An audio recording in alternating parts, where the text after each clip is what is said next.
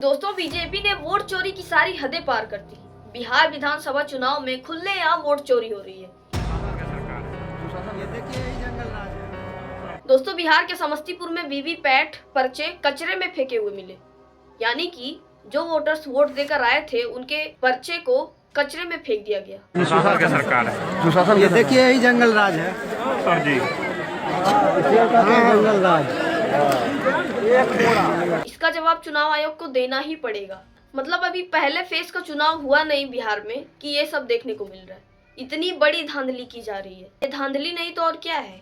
एक वोटर 5 साल इंतजार करता है कि इस बार हम बदलाव करेंगे, लेकिन उसका हक, एक वोटर का अधिकार उससे छीन लिया जाता है। कहने को तो हम लोकतांत्रिक देश में रहते हैं, लेकिन असल में ये लोकतांत्रिक देश नहीं है, बल्कि ये तो राजतंत्र हो गया है। कहते हैं कि जंगल राज खत्म हो गया, तो अगर जंगल राज खत्म हो गया तो ये क्या है। इसमें कोई बीजेपी का यानी कमल के फूल का कोई पर्चा नहीं मिलेगा आपको। बीजेपी का, एनडीए का कोई पर्चा नहीं, उसमें अन्य पार्टियों के मिल जाएंगे। इतनी बड़ी धांधली हो रही है, खुलेआम वोट चोरी। तो क्या हमारे देश की डेमोक्रेसी अब खत्म हो रही है। अब वही अंधभक्त कहते हैं कि धांधली नहीं है, वोट चोरी नहीं है। तो राहुल गांधी नाटक करते हैं उनके राज्य में जंगल राज था। तो ये क्या है, जवाब दो। मुझे चुनाव आयोग के जवाब से पहले अंधभक्तों का जवाब सुनना है कि उनकी इस पर क्या राय है। आखिर वो वीवीपैट के पर्चे कचरे में क्यों फेंके गए। और इतना ही नहीं, एनडीए के नेता दो विधानसभा में वोट दे रहे हैं, 2 विधानसभा में मतदान कर रहे हैं, लेकिन उनके लिए ये कोई अपराध नहीं है। और अगर कोई आम आदमी ऐसा कर दे तो वो बड़ा अपराध माना जाता है। इसीलिए कहते हैं मोदी है तो मुमकिन है। मोदी है तो मुमकिन है। मोदी। ये है शांभवी चौधरी, एनडीए सांसद शांभवी चौधरी। इनके हाथों को देखिए, इन्होंने दोनों हाथों से वोट डाले।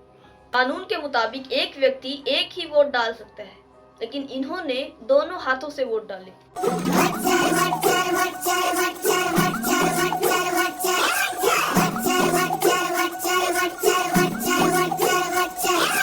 वहीं इलेक्शन कमीशन कहता है कि एक व्यक्ति एक ही जगह और एक ही उम्मीदवार को वोट डाल सकता है। 2 जगह या 2 बार वोट डालना कानूनन अपराध है। किसी व्यक्ति के अगर 2 जगह वोट भी हो तो भी वो एक ही जगह वोट करने जाता है।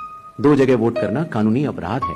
लेकिन वहीं अगर ये बीजेपी का मेंबर कोई करे तो वो अपराध नहीं है। ये हैं बीजेपी नेता राकेश सिन्हा। इनकी ये ट्वीट है 5 फरवरी यानी कि 5 फरवरी 2025 दिल्ली विधानसभा चुनाव की, जिसमें इन्होंने मतदान किया। उसके बाद फिर ये ट्वीट आई 6 नवंबर को, जिसमें इन्होंने मनसेरपुर गांव बेगूसराय में अपना मतदान किया। मतलब इन्होंने 2 विधानसभा में मतदान किया और इलेक्शन कमीशन के मुताबिक 2 जगह वोट डालना अपराध है। और अगर कोई भी व्यक्ति ऐसा कहता है तो सबूत तो चाहिए। सबूत मांगा था, मिला नहीं। तो ज्ञानेश कुमार जी, और कितने सबूत चाहिए आपको। और इतना ही नहीं, 5 नवंबर को राहुल गांधी ने अपने प्रेस कॉन्फ्रेंस में यह खुलासा किया कि हरियाणा विधानसभा चुनाव में एक वोटर ने 22 बार 10 बूथों पर अलग अलग नाम से वोट डाले।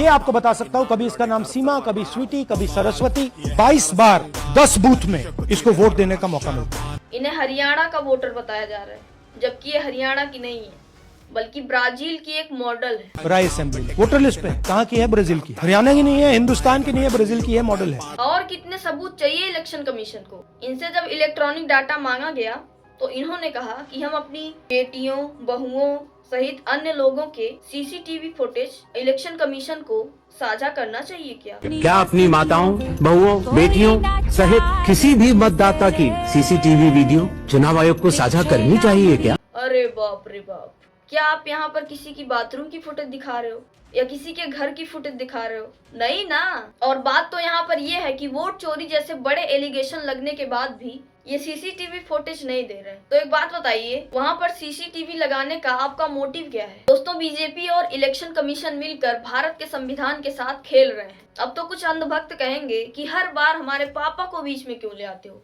तो जाकर पूछो अपने पापा से कि बिहार विधानसभा चुनाव में लालगंज बूथ नंबर 334 और 335 पर जब ईवीएम मशीन खराब हो गई तो उसको ठीक कराने की बजाय वोटर्स पर लाठी क्यों बरसाई गई।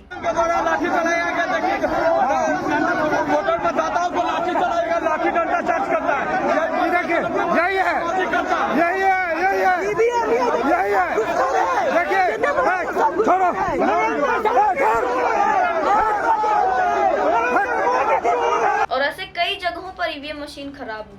मुजफ्फरपुर में तो एक व्यक्ति बेहोश भी हो गया काफी समय तक मतदान रुकने की वजह से।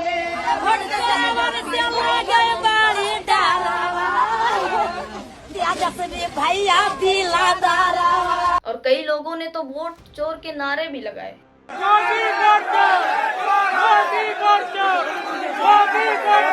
दोस्तों, बिहार चुनाव में हर बार एक ही बात दोहराई जाती है, हम बिहार को बदल देंगे। बिहार में विकास का डबल इंजन लगने के बाद विकसित बिहार से जुड़े कार्यों में और तेजी आ गई है। विकास करेंगे, रोजगार देंगे, लेकिन हर बार नतीजा वही निकल कर आता है, वादे हजार और काम जीरो। लेकिन सवाल ये है कि क्या बिहार की जनता अब भी इन झूठे नारों में फंसती रहेगी? क्यों हर बार मुद्दे बदल जाते हैं? रोजगार की जगह धर्म आ जाता है, शिक्षा की जगह जाति और विकास की जगह वोट बैंक की राजनीति। दोस्तों, नरेंद्र मोदी खुद को गंगा पुत्र कहा करते थे, तो क्यों नहीं वोट मांग रहे हैं नमामि गंगे के नाम पर? क्यों नहीं वोट मांग रहे हैं काम पर? ये मेक इन इंडिया का शेर याद है दोस्तों? अब तो ये मेक इन इंडिया कहीं भी दिखाई नहीं देता, किसी भी चुनावी पोस्टर पर। Make in India, made in India, skill India, आदर्श गांव, smart city, bullet train, 15 lakh, Mudra loan, करोड़ों रोजगार, नारी शक्ति, बेटी बचाओ बेटी पढ़ाओ, कोरोना। अरे कुछ तो होगा जिसके नाम पर वोट मांग सको। हाँ, एक चीज बचा है, धर्म, और धर्म के नाम पर वोट मांगे भी जाते हैं। आप 3 दिसंबर को भाजपा सरकार बना दो। भाजपा मध्य प्रदेश सरकार सभी को बारी बारी फ्री ऑफ कॉस्ट अयोध्या में रामलला का दर्शन करा देगी। दोस्तों, बीजेपी कहती है सबका साथ सबका विकास, लेकिन ग्राउंड रियलिटी ये है कि सबका साथ तो है, पर विकास अब भी पोस्टर पर अटका हुआ है। मुफ्त में मोदी जी अनाज दे रहे हैं, तो वो खुद खा ले, खुद खा ले, खुद खा ले।